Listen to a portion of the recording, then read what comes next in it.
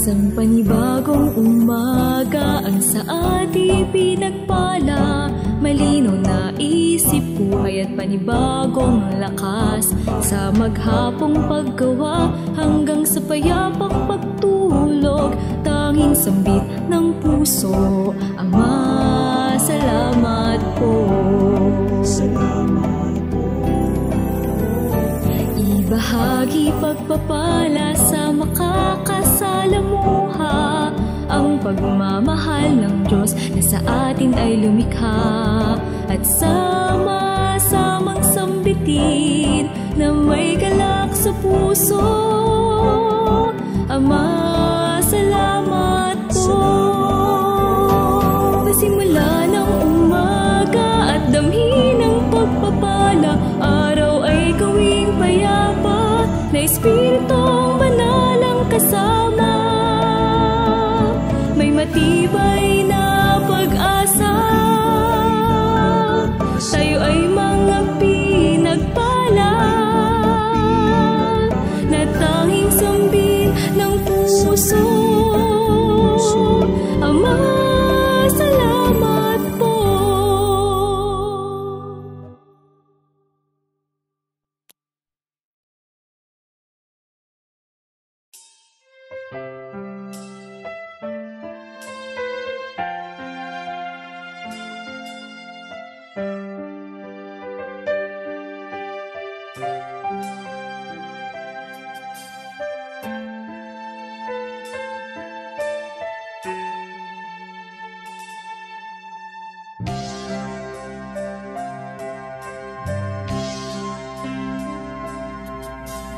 Kaysa ulit-ulitin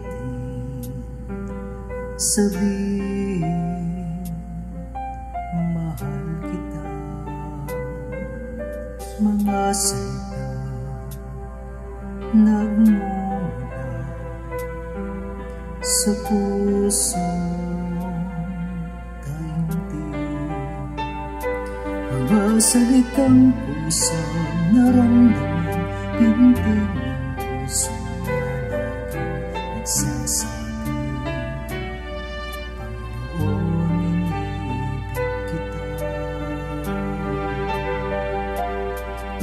Nawa ay aking mapatunayan, mga salitang sakit ng kalooban,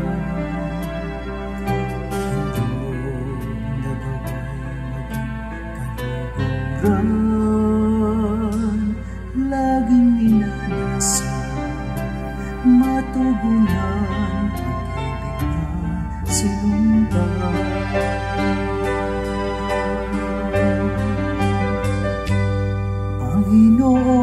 Panginoon, inibig kita higit sa lahat ng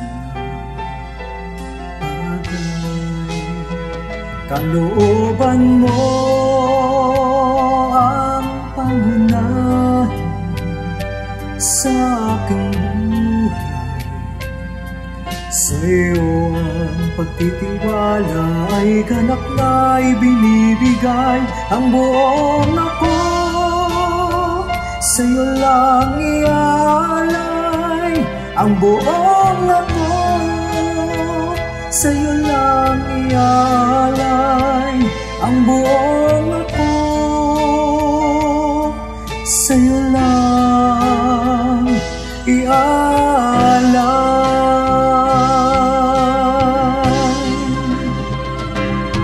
Ako'y gaya ng walang buhay pag sa iyo ay nawalan. Panginoon, patuloy mo nawang abutin ang aking kamay. Aking dalangin ang iyong pag-alalay, aking pinakangingiti sa piling mo ay makapanatili sa piling mo, sa piling mo.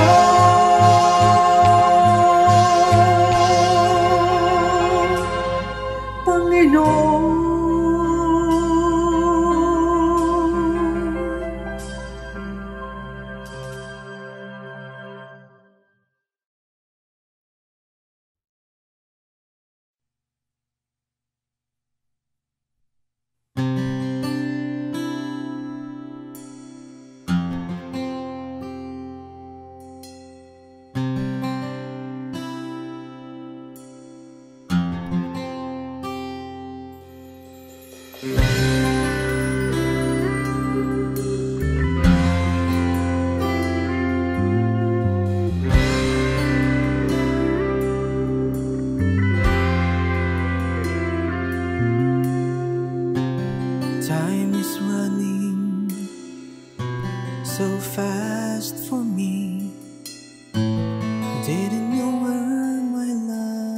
lives could be.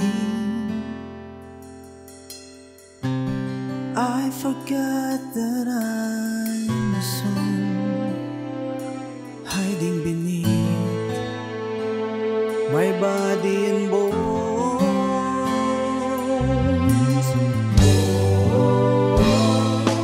I don't want to waste my chance. Oh Lord, give me your guidance. I want to come back home. There's a home of love and peaceful living, a homely place wherein my soul belongs. I realized my faults and thoughts that were so wrong, using my life in my own ways and reasons. I want to come back home. I want to come back home.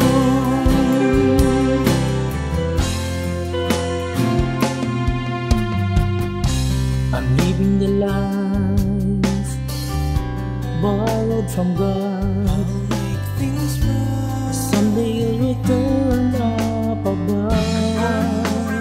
Shine your guiding light. How to differ from anyone else. But blessing. You gave me all, nothing less. I'll be there. I don't want to waste my chance. Oh Lord, give me your guidance.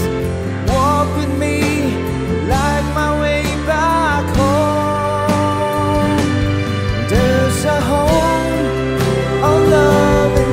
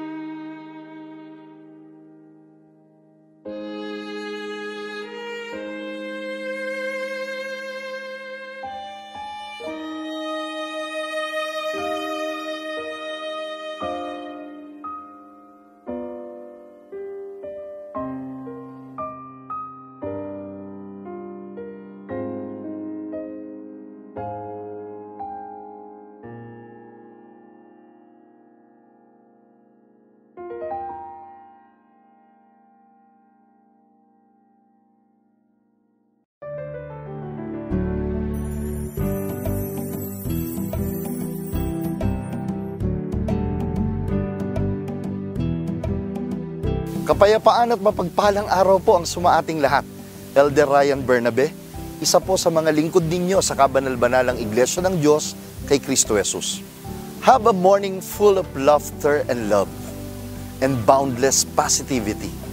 And have a blessed day. Simula ng umaga at damhin ng pagpapala, araw ay gawing payapa, na Espiritong Banal ang kasama, ay matibay na pag-asa, tayo ay mga pinagpala, na tanging sambit ng puso. Ama, salamat po.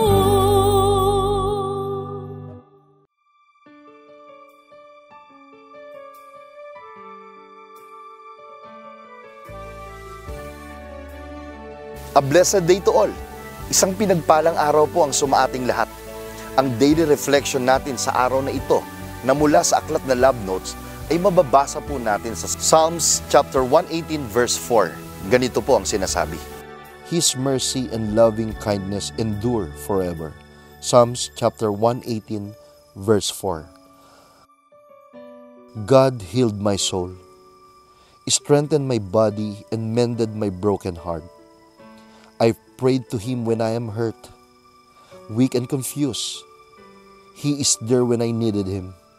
He doesn't leave me nor ignore my plea.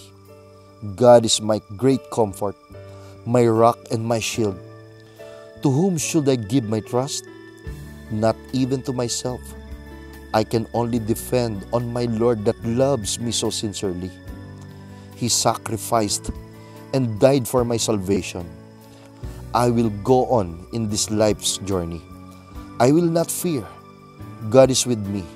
I will conquer and be victorious. You know why?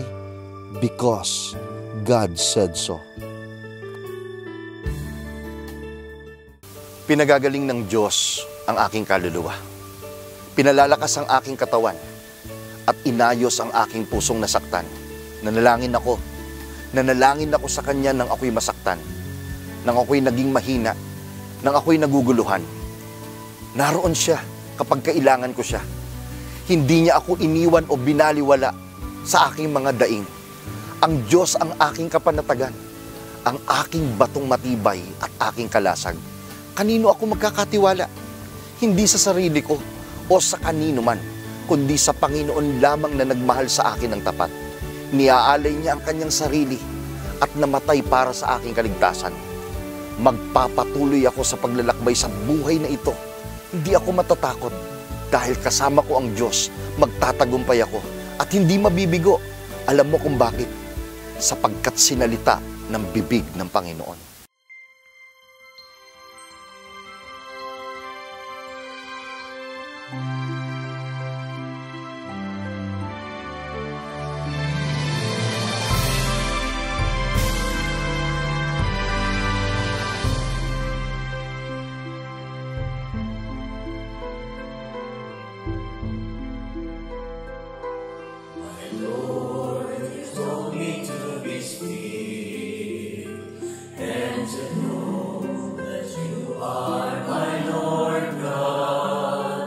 You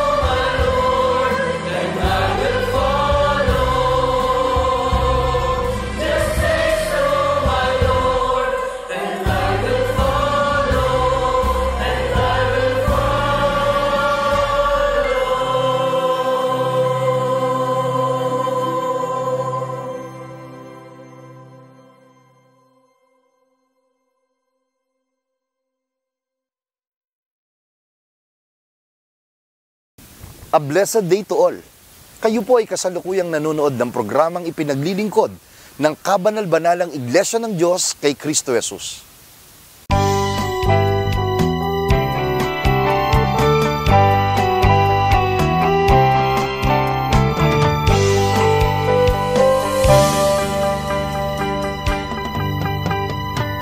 Kapayapaan po ang sama ating lahat. Ako pong muli ang inyong lingkod, kapatid na Azel Borja. Muli niyo po kaming samahan sa palatuntunang ito na naghahayag ng saya ng buhay kabataan na naglilingkod sa Diyos. Dito lamang sa Youth Worshiping God.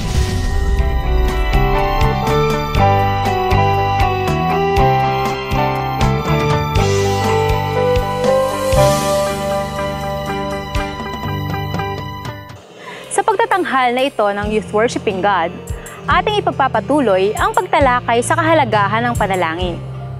Sa unang bahagi ng ating paksa, ipinakita sa atin ang mga halimbawang dulot ng panalangin. Ipinaunawa sa atin ang kahalagahan ng pagtawag o pakikipag-usap sa Diyos at ang paghiling ng mga bagay na ating nais kahit na sa tingin natin ay imposible itong mangyari sa atin. Sa pagtatanghal namang ito, ating aalamin kung alin ang mga bagay na dapat nating tandaan upang tuwing tayo ay mananalangin, ay natitiyak natin na tayo ay dinirinig ng Diyos sa ating pagtawag sa Kanya. Maraming mga bagay ang itinuturo ng Biblia na dapat ay ating alalahanin upang ang ating mga panalangin ay maging karapat-dapat sa Diyos. Ngunit sa pagtatanghal na ito, ating tatalakayin ang ilang mga bagay na aming sinasampalataya ng makakatulong upang magawa ang tamang pananalangin. Una, paano ba ang manalangin? Marami ang hindi nananalangin o sinusubukang manalangin dahil hindi ako marunong eh. Ano ba ang mga dapat ko sabihin? Simple lang naman ang pananalangin. Maaari nating hatiin ang pananalangin sa 4 na bahagi. Tandaan lamang natin, ACTS. ACTS? Ano yun? Ito ay isang acronym na kumakatawan sa 4 na bahagi ng panalangin. A o adoration. Sa Tagalog, pagpupuri. Huwag nating kalimutan ang pinakamahalagang bahagi ng pananalangin, ang papurihan ang Diyos. Huwag tayo puro hingi at daing. Purihin muna natin at pasalamatan natin ang Diyos sa lahat ng mga pagpapalang sagana niyang binigay sa atin. Sample, Aba, Ama naming Hari. Panginoon namin Diyos, makapangyarihan ka po sa lahat. Dakila ang iyong kalooban. Sagana ang iyong kabutihan. Walang hanggan ang iyong pag-ibig. Simple lang, di ba? Lahat ng pagpupuri at magagandang bagay ay sabihin mo sa Panginoon sa bahaging ito ng panalangin. Simple, pero napakahalaga ng bahaging ito. Ang kasunod ay C o confession. Sa Tagalog ay pag-amin sa kasalanan. Ayon sa Kawikaan 28:9, siyang naglalayo ng kanyang pakinig sa pakikinig ng kautusan, maging ang kanyang dalangin ay karumal-dumal. Sa buhay ng isang Kristiyano, kaniyang dapat na pinipilit na magawang ganap ang mga kautusan ng Diyos. Ngunit, dumarating ang mga pagkakataon dahil sa kahinaan, siya ay natutukso na gumawa ng mga bagay na labag sa kalooban ng Diyos. Kaya sa ating panalangin, huwag puro hingi, dapat ay atin ding hingan ng kapatawaran ang ating mga nagawang kasalanan. Sapagkat consciously or unconsciously, nakakagawa tayo ng mali. Nagkukulang tayo sa mga hinihingi ng Diyos sa atin.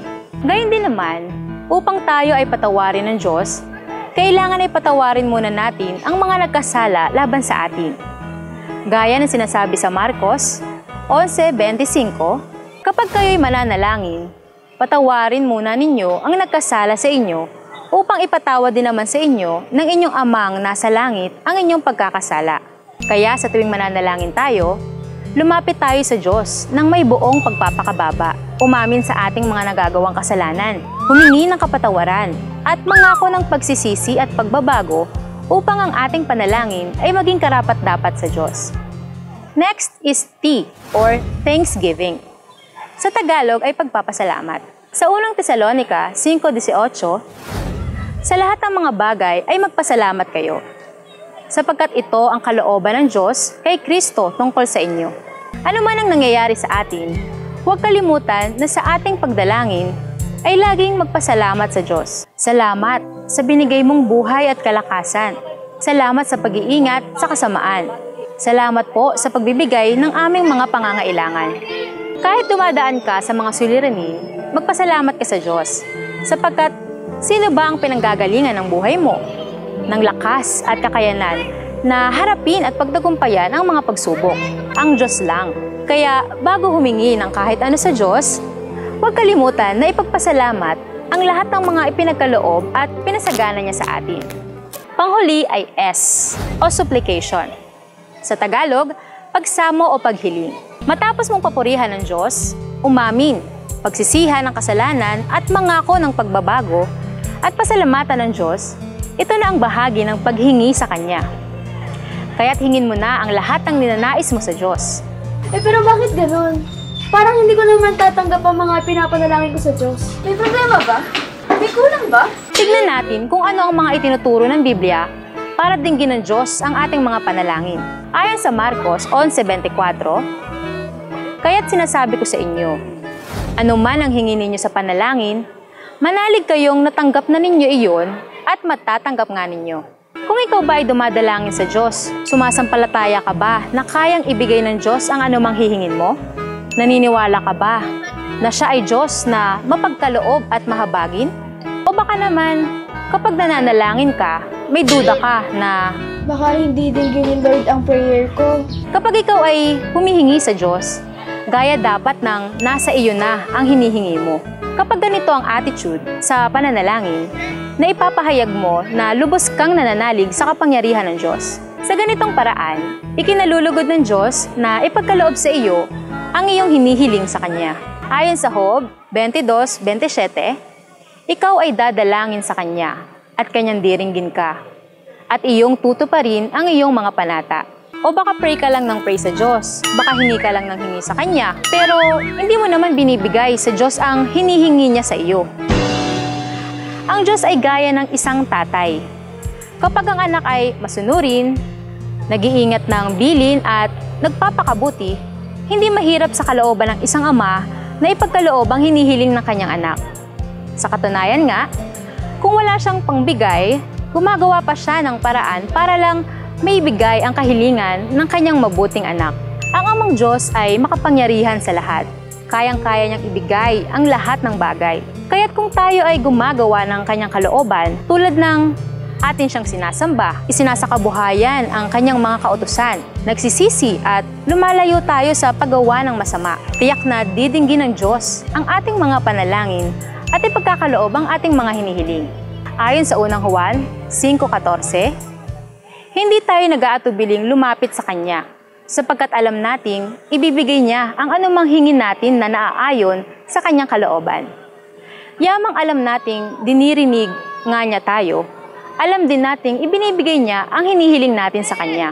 Sa lahat ng panahon na ikaw ay may pangangailangan, suliranin, at anumang pinagdaraanan, huwag magdalawang isip na lumapit at dumalangin sa Panginoon. Hindi lamang natin siya Diyos, siya din ay ating Ama. Kaya't huwag kang mahiya na lumapit sa Kanya. Basta't, tiyakin lamang natin na ating pinipilit na gawin ang Kanyang kalooban. Kasi 'di ba, nahihiya lang naman tayo sa Diyos kapag alam nating di naman natin ginagawa ang kalooban niya. Pero tandaan natin na ang Diyos ay tunay na mapagmahal. Kung nagkaroon man tayo ng kasalanan o pagkukulang sa Kanya, huwag mahiyang lumapit, dumalangin at humingi ng kapatawaran. Ang Diyos ay laging handa na magbigay sa atin ng pagkakataon. Ang Diyos natin ay laging nakikinig. Hindi siya yung tipo ng kausap na habang kausap mo ay may pinagkakabalahang iba. Siya ay nakikinig na mabuti sa bawat detalye ng iyong panalangin. Sa katunayan, pati ang mga panalangin hindi mo alam kung paano sasabihin ay naririnig ng Diyos. Kaya lagi nating pakaasamin na makausap ang Diyos. Kung nasasabi ka na dumating ang oras para makachat si crush, dapat ay nasasabi ka din sa mga oras na maaari kang makipag-usap sa Diyos. Si crush minsan, isisin ka lang. Pero ang Diyos, sinasamahan ka, tinutulungan ka, at inaalalayan ka. Kahit na minsan, sinisin mo lang siya. Ating pagtibayin ang ating relasyon sa Diyos. Manalangin tayong palagi sa Kanya, sapagkat ang matibay na relasyon sa Diyos ang susi sa pagiging matagumpay na Kristiyano sa anumang sitwasyon ng buhay. Sino ang maghihiwalay sa atin sa pag-ibig ni Kristo? Ang kapighatian? Ang kahapisan? O ang pag-uusig? O ang kagutom? O ang kahubaran? O ang panganib? O ang tabak? 1, 2, 3. Gaya ng nasusulat, dahil sa iyo, kami pinapatay sa buong araw. Kami ay nabilang na parang mga tupa sa patayan. Hindi, kundi sa lahat ng mga bagay na ito, tayo higit pa sa mga mapagtagumpay, sa pamamagitan niyong sa atin ay umibig. Sapagkat ako'y naniniwalang lubos, na kahit ang kamatayan man, kahit ang buhay, kahit ang mga anghel, kahit ang mga pamunuan, kahit ang mga bagay na sa kasalukuyan, kahit ang mga bagay na darating, kahit ang mga kapangyarihan, kahit ang kataasan, kahit ang kababaan, kahit ang alinmang ibang nilalang, ay hindi makapaghihiwalay sa atin sa pag-ibig ng Diyos na nasa kay Kristo Jesus na Panginoon natin. 'Di ba? Masaya ang buhay na alam mong laging may sasama sa iyo sa anumang panahon. Yung hindi mangiiwan. Yung hindi nandyan lang kapag maginhawa ka. Napakasaya na laging kasama mo ang Diyos at alam mong kaya mo siyang kausapin at magpatulong anumang sandali. Kaya nga sa dulo ng bawat panalangin ay sinasambit natin ang salitang Amen.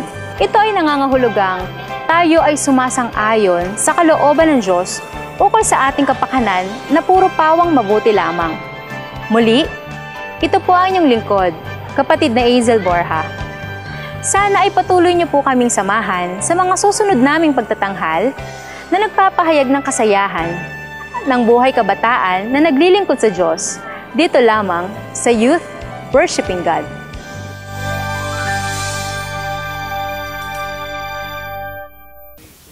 Maraming salamat po sa pagtangkilik ninyo sa pagtatanghal na ito. At maraming salamat din po sa lahat ng nag-share ng link ng ating broadcast. Sana po ay magkasama-sama pa tayong muli sa susunod na mga araw ng pagtatanghal. Sa bahagi pong ito, inaanyayahan ko po kayo na magsama-sama po tayong muli sa isang panalangin upang ipagtagubilin sa Panginoon ang panibagong araw na ito na ating pong lalakaran. Manalangin po tayo. Aba, Panginoon naming Diyos, maraming salamat po sa hayag na kabutihan mo sa amin, sapagkat patuloy kang gumagamit ng mga kasangkapan upang sundin ang iyong kagustuhan na maglingkod sa kapatiran at sa amin pong mga kaibigan. Alam namin, Ama, kulang at hindi sapat ang aming kakayanan, subalit sumasampalataya kami sa tulong mo at ng iyong Espiritu Santo. Ginamit mo kaming kasangkapan at ang programang ito upang maramdaman ng aming kapwa ang pagmamahal mo sa kanila. At ito ay sa pamamagitan ng mga aralin na kanila pong napapakinggan, lalo na po ng mga kabataan. Nawa po, Panginoon, patuloy mong ipagpala ang kaalaman at karunungan sa amin upang ang ibang mga issues na kailangang i-address sa maraming kabataan, hindi lamang sa loob ng kabanal-banalan, kundi sa lahat ng kanilang nakakasalamuha na kabataan, ay mapakinabangan ang mabuting benepisyo nito. Hindi lamang para sa kanilang ikabubuting personal, kundi higit sa lahat, ay ma-realize nila ang pangangailangan na sila ay maakay sa tunay at tapat na paglilingkod sa iyong dakilang pangalan. Patuloy mong pagpalain, Ama, ang programang ito at lagi naming hinihiling sa iyo. Ipagpala mo sa amin ang kababaan ng kalooban na ang palaging hinahangad ay matanghal lamang ang iyong kalwalhatian. Dalangin namin ang lahat sa pangalan mong Kristo Jesus na aming tagapagligtas. Amen. Maraming salamat po sa inyong pagtangkilik sa palatuntunang ito ng Kabanal-Banalang Iglesia ng Diyos kay Kristo Jesus. Kung nais po ninyong mapanood ng iba pa naming programa, mag-subscribe sa ating YouTube channel na The Most Holy Church at bisitahin ang aming Facebook fanpage na MHC Media. Upang lubos po ninyong makilala ang Kabanal-Banalang Iglesia ng Diyos kay Kristo Jesus, bisitahin ang ating official website na www.mostholychurch.com. Para naman po sa inyong katanungan, prayer request, o libreng Bible study sa inyong tahanan, i-post lamang ang kahilingan sa comment section ng programang ito. Maaari din po kayong tumawag o mag-text sa mga sumusunod na numero. Sa Smart o Talk and Text, 0909-555-5009. Sa Globe o TM, 0926-383-0454. Sa Dito SIM, 0991-419-2027. At sa landline, 8255-6949 o 8553-0946. Maraming salamat po. Salamat.